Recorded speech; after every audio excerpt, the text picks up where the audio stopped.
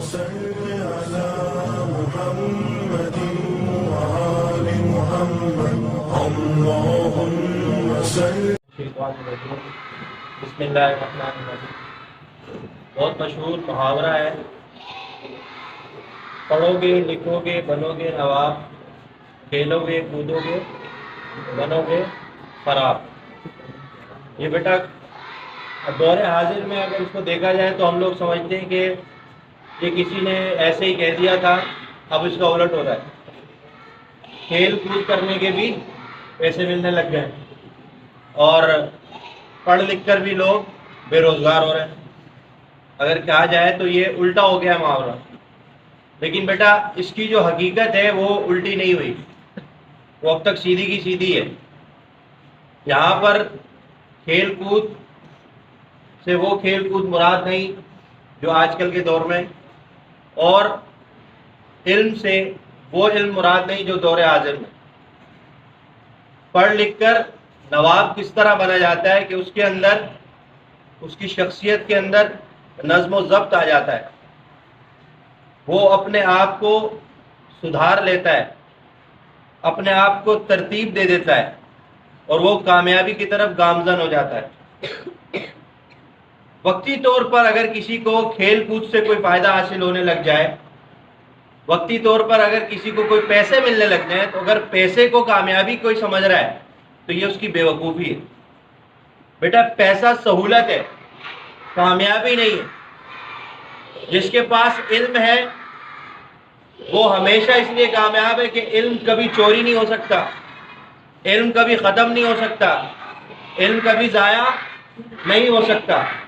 جس کے پاس علم ہوگا وہ جب چاہے گا، جہاں چاہے گا، جیسے چاہے گا پروان چڑھنے لگ جائے گا. لیکن جس کے پاس علم نہیں ہوگا ایک وقت ایسا آئے گا وہ پریشان ہو جائے گا. اور ہمیشہ یاد رکھیے گا کہ علم لا زوال دولت ہے،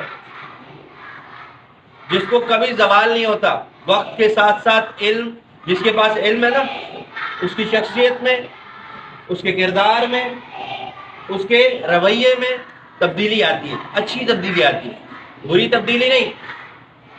جس کے اندر جتنی عاجزی ہوگی، جس کے اندر جتنی انکساری ہوگی، جس کے اندر جتنی محبت ہوگی، وہ اتنا آگے بڑھے گا. باادب بانصیب، بے ادب بے نصیب. کئی لوگ ایسے ہوتے ہیں بڑے ذہین ہوتے ہیں، ان کو 2 منٹ میں سب کچھ سمجھ میں آ جاتا ہے، زیادہ محنت ہی نہیں کرنی پڑتی. لیکن اگر وہ اس کے ساتھ ساتھ ادب کرنے والے ہیں تو ان کا علم ان کو فائدہ دے گا، ان کا علم ان کے لیے فائدہ مند ثابت ہوگا. وہ اس علم کے ذریعے دنیا اور آخرت میں بھلائیاں اٹھائیں گے، بھلائیاں حاصل کریں گے.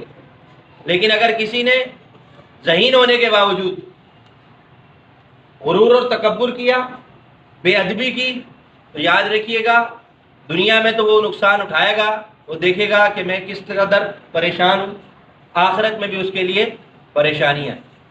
تو یہ جو ہمارا دنیا میں رہنے کا مختصر سا جو وقت ہے، اس کو بڑے ہی احتیاط کے ساتھ گزارنا ہے. کسی کو تکلیف نہیں دینی، کسی کی بے ادبی نہیں کرنی، کسی کے ساتھ زیادتی نہیں کرنی. تو ہم نے اپنا جو علم ہے اس کو بڑھانا ہے. وہ کس طرح بڑھتا ہے کہ مجھے ابھی نہیں آتا، مجھے سیکھنا ہے. سیکھنے کا عمل اگر ہم نہیں روکیں گے تو ہم آگے بڑھتے رہیں گے. جس دن ہم نے سوچ لیا کہ مجھے سب کچھ آتا ہے، اسی دن سے ہمارا زوال شروع ہو جائے گا. ہم بجائے اس کے کہ ہم بڑھیں، ہم نیچے آنا شروع ہو جائیں گے. ہمارے کردار میں اگر تبدیلی آتی ہے تو اچھی تبدیلی آنی چاہیے، ہم سے کسی کو فائدہ. اگر ہم بڑے ہو رہے ہیں، ہماری کلاس میں اضافہ ہو رہا ہے، ہم نرسری میں تھے، پھر KG 1 KG 2، پہلی دوسری تیسری پانچویں، پھر ہم میٹرک تک پہنچ گئے.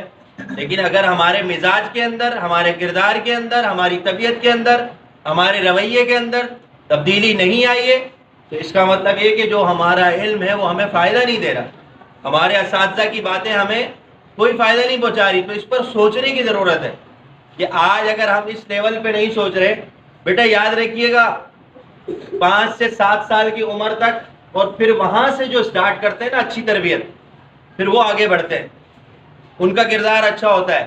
وہ معاشرے میں ترقی کرتے ہیں، اچھے جانے جاتے ہیں۔ آج تک معاشرے نے کبھی بھی کسی بدماش کو ایسا نہیں کیا ہوگا کہ بھائی یہ شرارتوں میں بہت اچھا تھا کلاس کے اندر تو اس کو پروموٹ کر دیا جائے، آپ کو کہیں نہیں ملے گا۔ کردار میں اگر اچھا ہو، نمبر کم لے کر آئے تو پروموٹ کر دیا جاتا ہے، بولا نہیں یہ بچہ اچھا ہے، محنت کرنے والا ہے، تو اس کو آگے بڑھا دیا جائے، یہ آگے محنت کرے گا، محنت کرنا شروع کر دیا اس نے۔